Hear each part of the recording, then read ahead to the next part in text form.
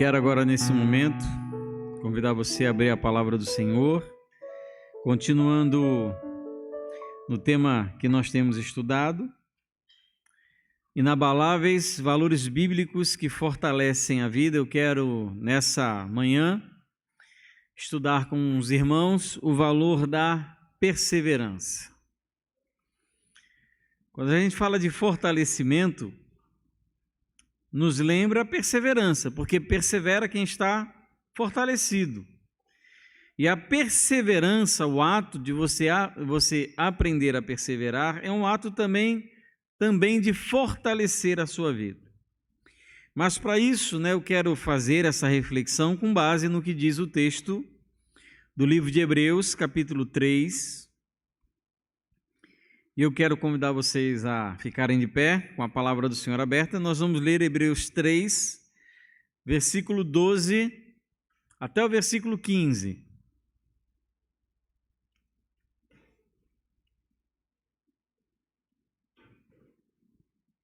Diz assim a palavra do Senhor: Tenham cuidado, irmãos, para que nenhum de vocês tenha um coração mau e descrente, que se afaste do Deus vivo. Pelo contrário, animem-se uns aos outros todos os dias durante o tempo que se chama hoje, a fim de que nenhum de vocês seja endurecido pelo engano do pecado. Porque temos nos tornado participantes de Cristo, se de fato guardarmos firme até o fim a confiança que desde o princípio tivemos. Como se diz, hoje, se ouvirem a sua voz, não endureçam o coração como foi na rebelião.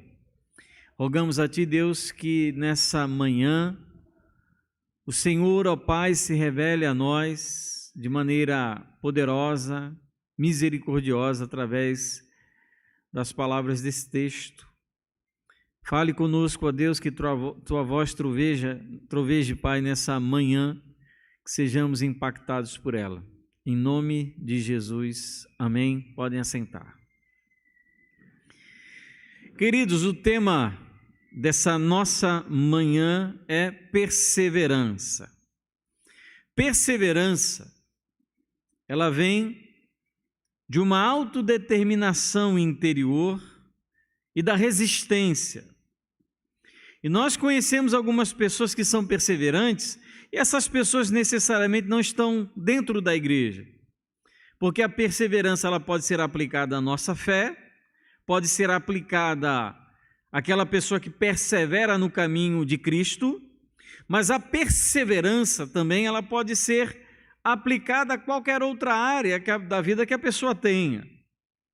Então nós conhecemos pessoas que são assim perseverantes, são focadas, determinadas, têm extrema força de vontade, pessoas que não são fáceis de se quebrar, se mantêm íntegras, apaixonadas pelo que fazem, determinadas. Em algumas pessoas há tanta motivação para determinados objetivos que fazem de tudo para alcançarem o que desejam. É como aquele jovem saindo do ensino médio, ele tem o objetivo de exercer determinada profissão, de passar em determinado curso da universidade, e ele simplesmente esquece toda a vida que existe por conta dessa determinação de passar num curso difícil como medicina ou direito, enfim, ou então qualquer outro curso, ou então aquela pessoa que quer desenvolver melhor no seu trabalho, quer ganhar mais, quer ganhar bem, então ele esquece tudo, ele se dedica, às vezes deixa até um pouco a família de lado, porque ele tem um propósito, ele tem um objetivo de melhorar, de desenvolver, e ele faz o quê? Ele age com perseverança, mesmo diante de vários desafios. Mesmo diante de vários problemas, dificuldades, impedimentos. Então nós conhecemos pessoas que são assim. Conhecemos pessoas que têm o ânimo difícil de ser quebrado. Estão determinadas. Obviamente, uma vida perseverante é um risco, pois o tamanho da decepção é inversamente proporcional ao tamanho da expectativa. A pessoa coloca toda a intensidade da sua vida em determinado objetivo, não consegue alcançar esse objetivo, ou se alcança, não era aquilo que ela imaginava, a decepção será de acordo com o que ela desejava, a grande expectativa que ela tem. Então lança muita expectativa, e então o que ela tem de volta não é lá grande coisa, ela se sente então desalentada. Eu lembro a primeira vez que eu vi uma praia. Eu morava na cidade de Petrópolis, no Rio de Janeiro, não tem nem praia, nem perto. Só de Petrópolis ao Rio de Janeiro é 1h30 de viagem. E a primeira vez que eu fui numa praia não foi no Rio de Janeiro, foi uma praia de Santos, no estado de São Paulo. E meus avós eram aqui de Currais Novos, eles nunca tinham visto uma praia, eles tinham levado os meus avós a São Paulo, os meus tios, e decidiram então apresentar uma praia para eles, e levaram eles então em uma das praias de Santos, que eu nem lembro o nome. Como diz aquela música do Roberto Carlos, nas estradas da curva de Santos, né? Da estrada de Santos. Você vê as praias aqui de Natal, são coisas maravilhosas. As praias de Santos são horríveis. Não tem graça, sujas, um céu nublado, uma água gelada. Que decepção, que decepção. A expectativa então me retornou com uma resposta de decepção. Mas a grande questão é que em Deus não há decepção. Suas promessas sempre serão cumpridas. Descobrimos isso hoje estudando a vida de José, como Deus, ele de maneira soberana, ele preparou e guardou todas as coisas para que elas acontecessem de acordo com aquilo que ele tinha planejado, para que a vontade dele então se realizasse. Então Deus, ele não decepciona. As suas promessas sempre serão cumpridas, porque ele é quem diz ser e fará aquilo que prometeu. Então, você se decepciona com tudo nessa vida, mas se você de fato ama e conhece a Deus, você sabe que ele jamais lhe decepcionará. A sua expectativa em relação a Deus, ela sempre vai ser inferior àquilo que de fato ele é. A gente se ilude pelas falsas promessas. A gente se ilude porque a gente acredita em determinadas, entre aspas, profecias de pessoas que não conhecem a Deus e decidem então usar o nome dele para prometer coisas às pessoas. Deus não decepciona. A nossa falsa expectativa, o nosso falso desejo, a nossa falta de teologia, o nosso falso conhecimento de Deus, sim, esses decepcionam. Mas Deus, ele não decepciona. E o fato então de que em Deus não há decepção deveria nos conduzir a uma vida de perseverança em tudo aquilo que é certo, justo e bom segundo as Escrituras. Se Deus é tão bom, se Deus é tão justo, se Deus ele cumpre as suas promessas, se Deus ele guarda a sua palavra, isso então deveria me colocar num caminho de perseverança. A perseverança em fazer a vontade de Deus deveria ser para os crentes uma regra e não uma exceção. E o que parece então é que nesses últimos tempos, tempos de pandemia, tempos em que a nossa fé ela é de determinada maneira testada, a perseverança ela se torna não uma regra, mas uma exceção. Ora, quantos de nós não conhecemos pessoas, homens, mulheres, jovens, que começaram caminhando com Cristo, mas hoje se tornaram ateus, incrédulos, céticos, pessoas que praguejam, que riem da nossa fé, que riem das nossas convicções, mas sentaram nesses bancos, entraram em nossas casas, fizeram parte de grupo de evangelismo, se envolveram com missões, desenvolveram departamentos e ministérios na igreja e hoje estão em caminhos muito distantes, tão distantes do Evangelho, que sequer em nada lembram um homem ou uma mulher que um dia andaram com Deus. Quantos nós não conhecemos assim?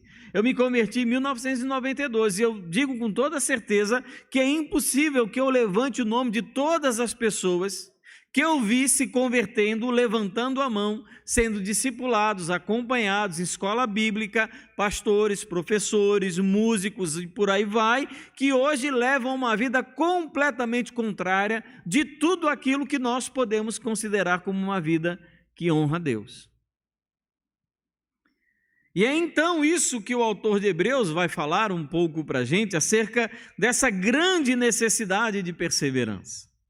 E ele começa fazendo e apresentando um grande perigo, versículo 12. Tenham cuidado, irmãos, para que nenhum de vocês tenha um coração mau e descrente que se afaste do Deus vivo. Ele inicia, tenham cuidado. Essa palavra ter cuidado no texto original chama atenção para a maneira como você olha atentamente para alguma coisa. Vejam, prestem atenção, focalizem o olhar de vocês, tenham cuidado. Por que o autor de Hebreus então começa apresentando para nós esse grande perigo? Porque a falta de perseverança é tão real que precisa ter um cuidado constante. Todos, absolutamente todos, estão sujeitos ao desânimo e à incredulidade. Todos, independente de quem sejam, de qual cargo ocupem na igreja, de qual tempo de conversão tenham, de quem tenham sido seus discipuladores, de quanto tempo tenha frequentado a escola bíblica dominical, de qual seminário tenha feito, de quanto ele conhece das línguas originais. A falta de perseverança é um perigo que está diante de qualquer crente. Por isso, 1 Coríntios capítulo 10, versículo 12, existe um alerta que Paulo faz àqueles irmãos, dizendo, aquele que está de pé, cuide para que não caia. Então, primeiro, não perseverar, desanimar, desistir, é algo que pode acontecer com qualquer crente sentado aqui nessa manhã, inclusive comigo, com qualquer um de nós, o mais idoso ao mais jovem, o mais sábio ao mais indouto, aquele que terminou o melhor seminário, que fez o seu mestrado, o seu doutorado, que é professor da escola bíblica, que é professor de seminário, aquela pessoa que se converteu hoje. Todos estão sujeitos ao desânimo. E o que o texto diz, tenham cuidado, irmãos, para que nenhum de vocês tenha um coração mau e descrente que se afaste do Deus vivo. O que ele está dizendo? Eu preciso atentar para a minha vida pessoal diante de Deus, para que eu não seja tomado pelo desânimo, para que eu não seja tomado pela covardia na fé, pelo abandono do amor a Deus. Mas eu também preciso atentar para a vida dos meus irmãos. A perseverança, ela é vista nesse texto de Hebreus 13, a partir do versículo 12, como algo que se leva na vida pessoal e na vida comunitária. Ele diz, para que nenhum de vocês. Então ele chama a atenção para que olhemos para nós, para ter cuidado com a nossa própria vida e para que nós tenhamos cuidado com a vida dos outros. Eu acho tão interessante que a gente toma conta da vida dos outros por intermédio da maledicência. Gente, é muito fácil em fazer isso. Gente, é muito rápido, muito bom em cuidar da vida dos outros. É como diz aquela piada, eu vou cuidar da minha saúde, porque da minha vida já tem quem cuide. A gente é muito rápido em dar conta, em falar e apontar, em mostrar erro, em mostrar defeito, em mostrar contradição, os nossos não concordamos, e o texto de Hebreus, ele está chamando a atenção para o cuidado que nós devemos ter, para que as pessoas que estão ao nosso lado, as pessoas de quem a gente fala mal, as pessoas que a gente não concorda, a pessoa que a gente não gosta, que a gente é cheia de dedo, que a gente acha que não vale nada. O texto chama atenção para que a nossa intenção seja olhar para cuidar da minha vida e cuidar para que esse irmão que está do meu lado, ele também não desanime. Existem duas razões que levam alguém a se afastar de Deus, segundo esse texto de Hebreus capítulo 3, versículo 12. Primeiro, o coração mau. Ele diz que tenha um coração mau e descrente. Primeiro, coração mau. O coração mau é aquele coração que vai sendo dominado pelo pecado. É aquela alma que vai se entregando, se enredando na iniquidade. Por que eu preciso olhar para a vida dos irmãos? Porque nesse momento pode ser que algum de nós ou alguns de nós estejam se enredando pelo pecado. Talvez eles não tenham vindo ao culto de um domingo como esse, porque eles já estão enredados pelo pecado da preguiça, ou do desânimo, ou da murmuração, ou da insensibilidade espiritual, ou da falta de oração, ou da falta de piedade. Então, a minha intenção não é só olhar e cuidar da minha vida, a minha intenção é olhar para a vida do outro e ser para o outro uma orientação pela qual ele possa não desenvolver e permitir que o coração dele se torne um coração mau, um coração dominado pelo pecado, porque todo pecado diante de Deus é mau, por mais que para você seja prazeroso. Então o coração mau, ele conduz a gente ao desânimo, ele nos afasta de Deus, ele faz com que Deus vá para um lado e eu vá para outro, assim como foi no pecado de Adão e Eva. Então ele diz, o coração mau nos afasta de Deus, ele vai dominando, ele vai minando, ele vai nos enchendo de iniquidade, vai nos enredando, né? É como aquela sucuri tentando sufocar a sua presa para matá-la, é assim que o pecado vai fazendo com a gente. E o coração descrente, então a pessoa começa a se enredar pela maldade, pela pecaminosidade, pela iniquidade, até o ponto em que ela simplesmente, olha só o que diz o texto, versículo 12, ela se torna uma pessoa descrente, ela não acredita mais na palavra do Senhor, não acredita mais em Deus, naquilo que está descrito, como nós lemos no livro de Hebreus, na superioridade de Jesus sobre todas as coisas. Vai deixando de acreditar. Não vem alguém na sua mente assim? Talvez algum parente, algum amigo, algum ex-irmão em Cristo? Talvez alguns, vários, dezenas, centenas de pessoas que se enredaram pelo pecado, conheceram aquela menina, aquele crush no ensino médio, era uma bênção na igreja, mas aquela menina gostava de ir para o barzinho tomar cerveja, ir para a balada, e ele então, apaixonado, decidiu e optou pela balada ao invés de optar por uma vida santa e consagrada diante do Senhor. O pecado é assim, ele começa aos poucos, ele vai enredando. O afastamento de Deus, então, ele produz outros tipos de afastamento. As pessoas se afastam de Deus e não fica por aí. Elas se afastam da família, se afastam da igreja, e assim vai. E o grande problema, como o autor de Hebreus coloca, é que o desânimo descrito nesse texto, nós devemos atentar para o desânimo comunitário, porque desânimo é alguma coisa que pode se espalhar pela igreja. Essa é a argumentação do autor de Hebreus a partir do versículo 1 do capítulo 3.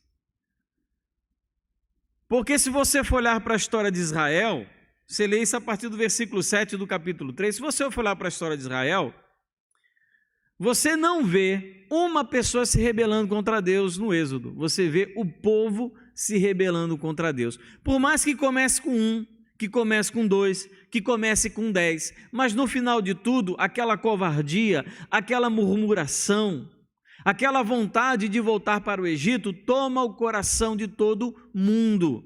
Então, desânimo, covardia, pecado, maledicência, essas coisas elas se espraiam por intermédio das pessoas e envolvem toda a igreja.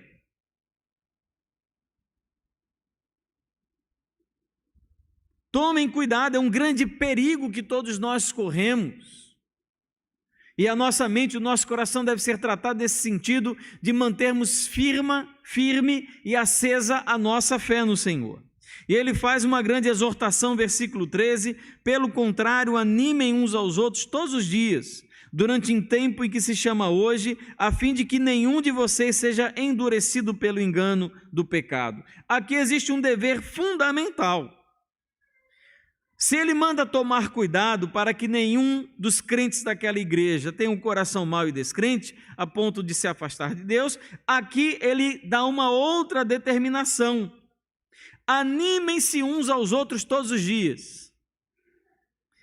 É um dever fundamental de todos os crentes, não existe dom para isso. Não existe departamento de ânimo. Ministério de exortação não existe, é algo que deve fazer parte de todos os crentes durante toda a nossa vida cristã. Aí existe uma pergunta fundamental que deve ser feita. Quem foi a última pessoa que você animou no último mês? Que você serviu de amparo, que você disse, olha, eu estou junto com você, eu estou orando, eu vou lhe abençoar, vamos nos edificar, vamos estar juntos. Animar uns aos outros, pelo contrário, queridos, olha só como é que isso é sério. Existe um perigo do desânimo na vida das pessoas. Nós estamos conscientes. Como então nós combatemos essa realidade de pessoas que simplesmente não conseguem perseverar na fé? O que fazer por elas? O texto diz animar essas pessoas. Não é mandar para a escola dominical. Claro, a escola dominical é importante. Não é mandar ocupar um departamento, não é mandar ficar orando em casa, é animar, estar do lado dessas pessoas, para que elas não desanimem na fé. E ele diz, animar quem? Todos devem animar uns aos outros. Quando nós devemos nos animar? Todos os dias. Inclusive ele usa uma expressão, durante o tempo que se chama hoje. Não é esperar que o desânimo venha. Não é animar apenas os desanimados, é animar toda a igreja. Animar não é aquela animação de auditório do Silvio Santos, não. Tem gente que entende animação nesse sentido, né? Oi? Bota aquele fundo preto, aquela música animada e acha que isso é ânimo. Ânimo, queridos, é a nossa presença piedosa na vida do próximo. É o impacto do nosso compromisso com Cristo na vida do outro. Para que as pessoas vejam Cristo em nós, através do que nós fazemos, através das nossas palavras e através do nosso trato com elas. Dar ânimo é você dar vida, é transmitir vida que existe de Cristo em você para o próximo. Todos os dias. Não é para esperar chegar o dia mau, o dia da dificuldade, mas é fazer isso diariamente. E hoje, né, o autor de Hebreus, ele não tinha os recursos que nós temos hoje, de WhatsApp. Se bem, a pior coisa para mim, a pior motivação de WhatsApp é aquela mensagem pronta, aquela imagenzinha que você copia e cola e às vezes nem lê. E nessa daí teve um crente que uma vez mandou para mim, uma oraçãozinha, na verdade, a oração de Nossa Senhora. Ave Maria, cheia de graça, o Senhor é convosco. Aí eu perguntei, irmão, você leu? Não, irmão, achei tão legal que eu compartilhei. Aleluia, irmão. Mas leia da próxima vez. Ou então daqui a pouco vão mandar para a gente, Santo Anjo do Senhor, meu zeloso guardador, que a ti me... Salve, Rainha, Mãe de Misericórdia, esperança nossa salve. Então, enfim... Para mim, você quer me animar no WhatsApp? Primeiro me diga o meu nome, quem sou eu? Pastor Anderson, eu quero mandar essa mensagem para você. Não manda aquela mensagem genérica, você manda... Eu faço isso para divulgar o horário do culto, não é? Para divulgar o horário da nossa escola bíblica e as atividades da igreja. Aí eu mando, eu copio e colo para todo mundo mesmo. Não dá para mandar nome por nome para as 100 e tantas pessoas que eu mando. Eu sei que tem jeito mais fácil. O Lúcio já tentou me ensinar, mas não aprendi. Fazer grupo nos grupos de transmissão, não sei o quê. Eu não sei fazer isso. Mas chame pelo nome. Olha, hoje eu amanheci pensando em você. Agora não vai dizer só para a namorada, não. Diga para os irmãos também. Eu hoje amanheci pensando em você. Orei por você. E eu queria dizer que Deus, Ele te ama, tem guardado a sua vida e você conta com as nossas orações. É diferente. de você manda aquela mensagem que todo mundo mandou e às vezes você recebe 3 mensagens iguais de 3 pessoas diferentes. As pessoas precisam saber que nós nos importamos com ela, que nós as conhecemos. Qual é o propósito do ânimo?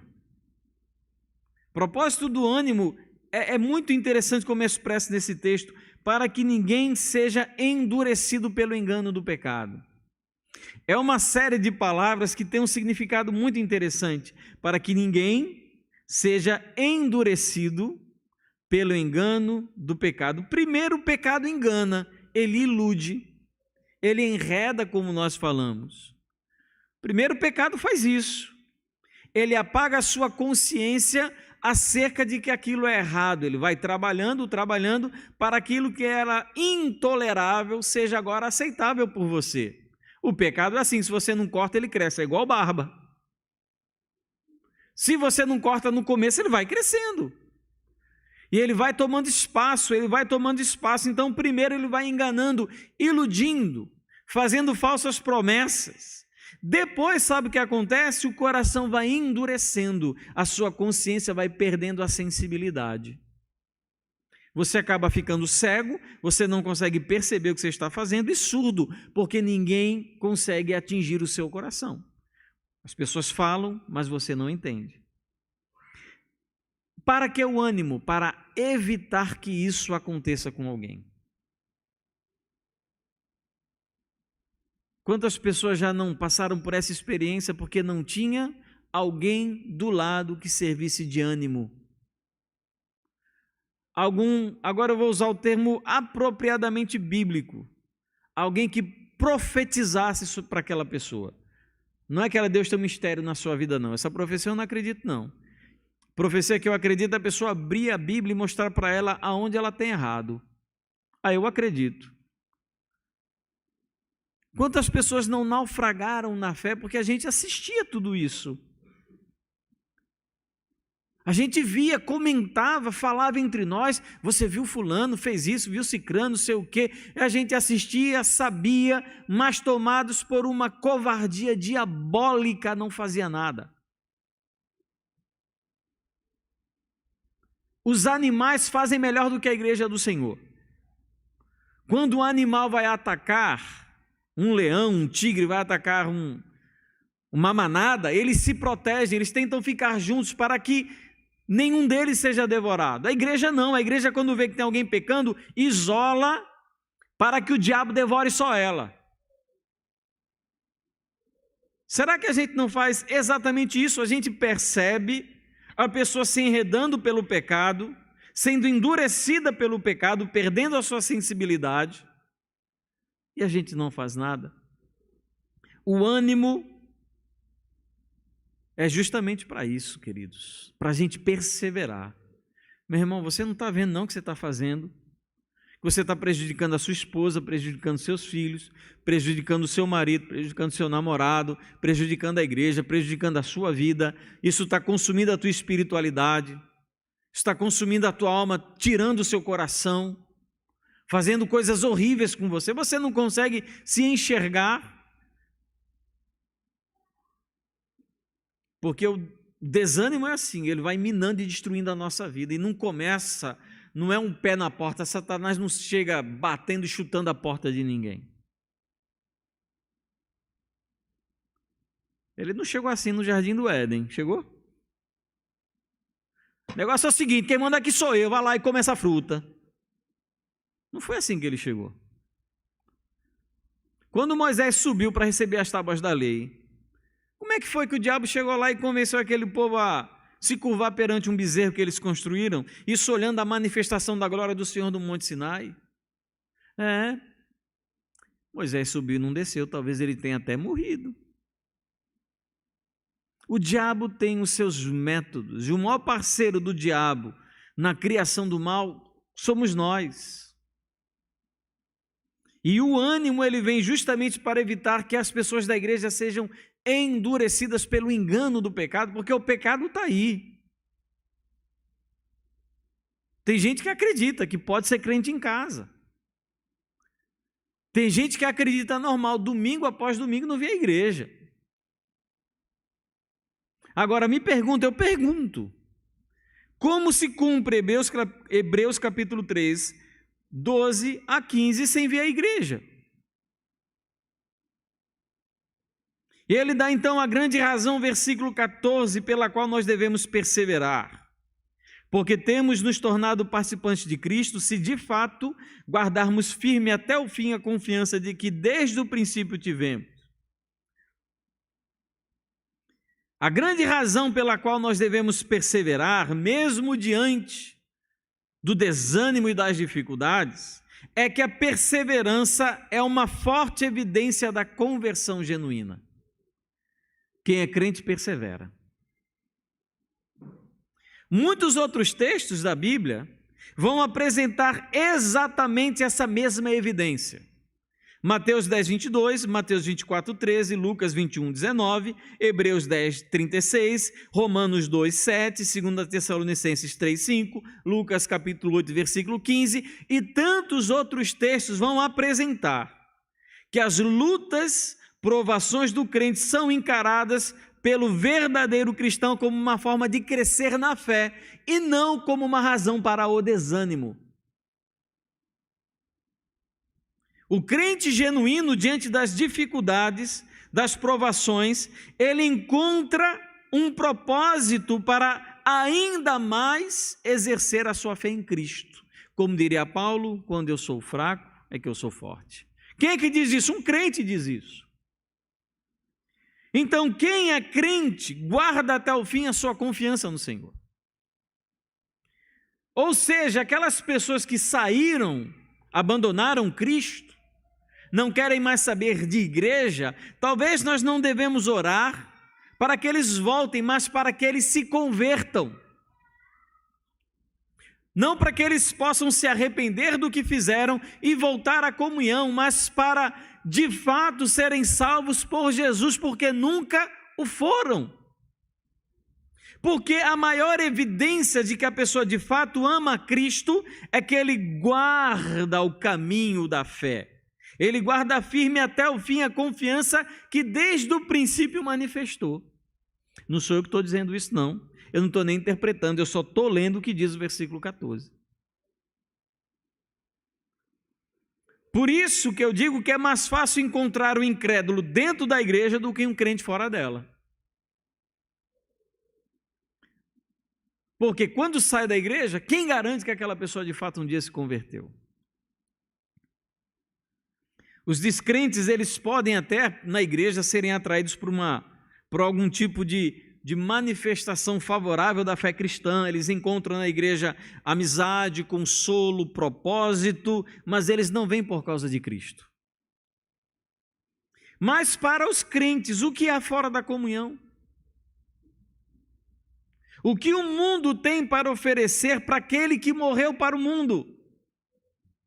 Se há tanto atrativo e um atrativo irresistível naquela vida ímpia que desagrada a Deus, se a pessoa estar ali, é como diz a palavra: o cão voltou ao seu vômito e o porco voltou ao lamaçal. Não há nada para o salvo nesse mundo. Ele não encontra lá o seu prazer, a sua satisfação, a sua alegria, a sua realização, a sua felicidade, o prazer da sua alma. Na verdade, ele encara o mundo como um espaço onde o inimigo age. E ele termina versículo 15 fazendo um grande alerta. Como se diz, versículo 15, hoje, se ouvirem a sua voz, não endureçam o coração como foi no dia da rebelião. Aqui existe um alerta contra a dureza de coração. É interessante a palavra dureza de coração, essa palavra dureza de coração no português, ela traduz uma palavra única no grego. Tem muito a ver com a medicina, esclerocardia. Essa palavra grega, não é esclerose. Esclero significa endurecimento e cardia significa coração. Daí a expressão dureza de coração. É o coração que ele vai perdendo a sensibilidade, vai perdendo a sua sensibilidade em relação às coisas de Deus. E ele faz então um alerta contra a dureza de coração, que na verdade é uma citação do Salmo 95, que por si é uma citação do que ele já disse em Hebreus capítulo 3, versículos 7 a 11. E esse texto de Hebreus 3, 7 a 11, vai falar sobre os israelitas que saíram do Egito e por 40 anos eles colocaram Deus à prova. Eles persistiram na maldade, persistiram na murmuração, persistiu na dureza, a ponto de que todo o povo foi tomado por esse tipo de dureza. E nenhum daqueles, com exceção de Josué e Calebe, que saíram do Egito, eles entraram na terra prometida. Então existe aqui um alerta contra a dureza de coração, contra aqueles que entram na igreja, que ouvem as lives, que ouvem a palavra, mas não tomam nenhuma decisão e nenhuma atitude em relação àquilo que ouviram. Nada, provoca nada. É uma lepra ou uma hanseníase espiritual. Não tem mais dor, não tem mais sentimento, não tem mais sensibilidade. Por isso que a gente encontra uma pessoa adulterando dentro da igreja, o pastor fala de adultério, aponta o dedo na cara dele dizendo: você é um adúltero, e ele mente, porque o coração está duro. É possível? É possível sim, tanto para as pequenas coisas quanto para as grandes coisas, das pessoas que não tomam decisões em relação àquilo que estão ouvindo da palavra, não permite que a palavra faça um trabalho interior de transformação, de quebrantamento, e a vida então se torna mais insensível. Ora, eu tiro por situações básicas da nossa vida. Quando eu comecei a trabalhar com condomínio, alguns anos atrás, eu não trabalho mais com condomínio, mas eu trabalhava no condomínio. Eu lembro, o primeiro condomínio que eu fui trabalhar foi um condomínio chamado Smile Village, ali como é que é o nome daquela avenida? Na Morgovia. Quando eu entrei a primeira vez naquele condomínio, eu fiquei impressionado com o tamanho dele. Eu olhei assim, eu lembro, eu cheguei logo nos primeiros blocos, eu olhei para baixo, eu fiquei impressionado com o tamanho daquilo. Com 2 semanas, o tamanho já não me impressionava, eu já tinha me acostumado com todo ele. Assim é com tudo na nossa vida. Com a sua casa, com sua família, com sua esposa, você se acostuma, você se habitua, tanto com as coisas boas quanto com as coisas ruins. Isso é bom, em determinado sentido. A gente tem que se acostumar com algumas coisas da vida de casado, saber lidar com situações. Mas, em determinados aspectos, é um prejuízo muito grande para a nossa vida. Porque a gente se acaba acostumando com coisas que nós não deveríamos nos acostumar. Aceitando. É assim mesmo. E aquilo que antes nos incomodava, com o passar do tempo, deixa de incomodar. E aquilo que nós fazíamos no começo, eu preciso tomar uma atitude em relação a isso. Eu preciso fazer isso. É aquela colega de trabalho que se insinua, que se oferece. Ou aquele companheiro, aquele colega de trabalho que para a mulher casada, aquele cara forte, né? Pessoa, você tem um marido desse estilo assim, eu, barbudo, baixinho, de óculos e barrigudo, né? E você então tem aqueles formados em academia que não tem outra coisa melhor para fazer na vida a não ser viver em academia, com o corpo todo trabalhado. Se a mulher não toma cuidado, aquela palavra que parecia uma ofensa, com o passar do tempo vira um grande elogio. A palavra é a mesma, que ela chega no trabalho, vê a mulher dos outros, nossa, que gata, a mulher se sente ofendida a ponto de pensar em abrir um processo administrativo contra o colega de trabalho, ou então denunciar por, denunciar por assédio. Passado o tempo, aquele nossa, que gata, começa a soar de uma maneira deliciosa, porque ela não ouve isso do marido em casa. E ela começa a perceber que, poxa, aquele homem é um homem bonito, é um homem inteligente, tem um cargo melhor do que o marido. E aquelas coisas se arrastam a ponto de que mulher gata vira um convite ao adultério, um convite irresistível ao adultério. É um alerta, o coração da gente vai endurecendo. E quando a gente menos espera, está na cama do motel. Aí sabe o que vai fazer o crente? Vai culpar o diabo. Aí o diabo vai dizer o quê? Eu não. Eu estava tratando de coisas mais importantes desse dia. Foi porque quis. Claro que o diabo tem tudo a ver com isso. Mas sem excluírem absolutamente nada a nossa responsabilidade humana. Nós fizemos porque foi do nosso desejo fazê-lo.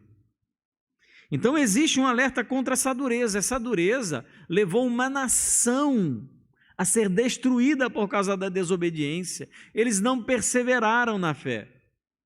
Toda a nação de Israel, com exceção de Josué e Caleb, que tinham saído do Egito, todos eles morreram pelo deserto e nenhum entrou na terra prometida. Durante 40 anos. E o que será de nós, amados?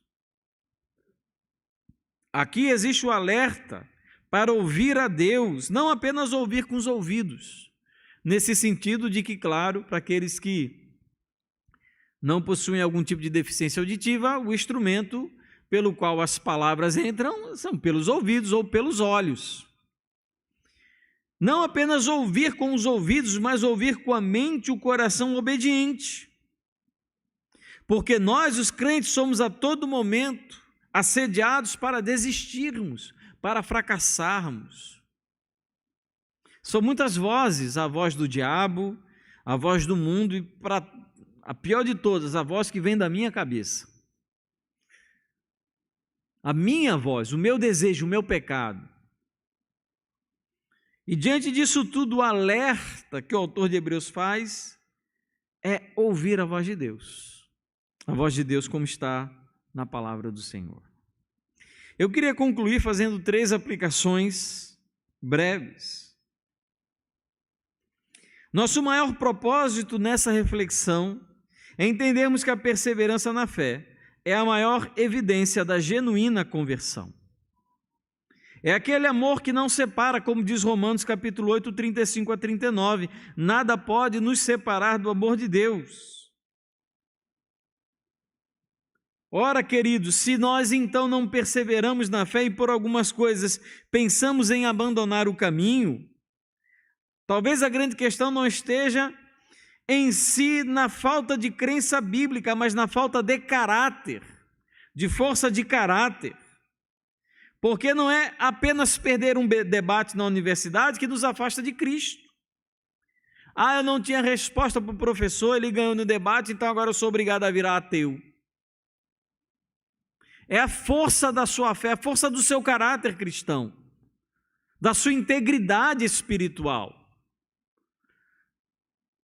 Ora, falaram de Cristo, perseguiram, maldizeram ele, e assim ele não abandonou o seu caminho, o seu propósito, porque nós, por conta de uma discussão numa universidade, somos obrigados a abandonar a fé. Não, mas porque não existe prova acerca da existência de Deus, então eu vou abandonar a fé. Então, queridos, o que o texto nos faz é um convite à perseverança acima de qualquer circunstância. Qual é a argumentação da ponta de um fuzil, da bala de uma .40? Você acha que em países em que o evangelho é perseguido, uma China, um Afeganistão, você acha que lá tem a argumentação universidade? A argumentação é da ponta do fuzil, é da faca, é da forca. Não tem debate científico, e os crentes, quando são crentes, eles perseveram. Então esse negócio, a pessoa abandonou o evangelho porque na universidade roubaram a fé. Não, tiraram o que ele não tinha. Então, primeira coisa, amados, é entendermos que a perseverança na fé é uma evidência de conversão genuína. Segundo, Nós precisamos, nesse texto, entender a grandeza da graça e do amor de Deus que contrastam com as nossas fraquezas. Quem seria eu sem o Senhor? Quem seremos nós? Os israelitas citados nesse texto de Hebreus capítulo 3, eles viram tantos milagres, milagres que nós não veremos durante toda a nossa vida. Tenho certeza, se eu andar ali pelo rio Potengi, eu botar meu pé na água e sair andando, eu vou me afogar, porque nem na direita eu sei. O mar não vai se abrir para mim, não vai cair pão do céu, não vai aparecer codorniz no Oriente. Eu não vou ver esses milagres, eu não vou ver água saindo da rocha. Os hebreus, os israelitas viram tudo isso e eles se rebelaram contra Deus. Então não é a prova científica e a prova miraculosa que mantém a nossa fé. Isso é ilusão.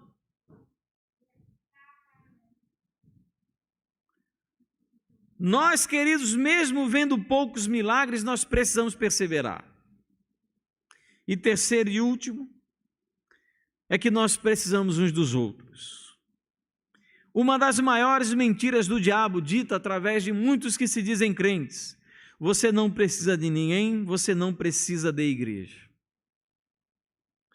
Se não precisasse, Deus não tinha criado a igreja. Essa ideia diabólica de que nós não precisamos mais uns dos outros, e eu já ouvi isso de crente, de que determinada pessoa tinha se tornado tão madura espiritualmente que ela não precisaria mais ter comunhão com as pessoas e nem ir à escola dominical. Eu ouvi isso de um outro crente. A consequência é, alguns meses depois, aquele casal de quem ele falava aquilo se separou.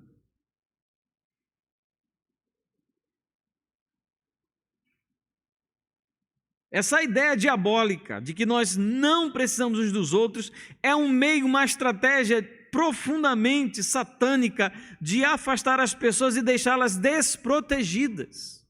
Você trancado em casa, na sua casa, você acha que está protegido, de fato, talvez os ladrões não entrem, mas o diabo, com certeza, ele tem todo acesso. Se tornam alvos fáceis, desanimam e não há quem os levante. Está em casa sozinho, quem vai levantar? Pecam e não há quem os repreenda, porque estão em casa, assistindo live. Logo após o evangelista Lucas dizer em Atos capítulo 2, 42, que uma das marcas da igreja era a perseverança na doutrina dos apóstolos, ele fala que uma das outras marcas daquela igreja é que eles perseveravam na comunhão. Por isso a igreja crescia. Queridos, nós queremos ter uma vida fortalecida em tempos difíceis como esse, precisamos perseverar na fé. Nas nossas famílias, no nosso trabalho, na nossa escola, nos nossos relacionamentos. O diabo ele vai tentar de toda maneira fazer com que nós estejamos brigando, discordando, debatendo, intrigados, falando mal uns dos outros. Ele vai fazer isso porque nos torna alvos fáceis para o diabo. Mas o que nós precisamos entender é que nós sempre vamos precisar uns dos outros. Amém, queridos? Nós precisamos entender e aplicar a nossa vida ao valor da perseverança. Vamos orar?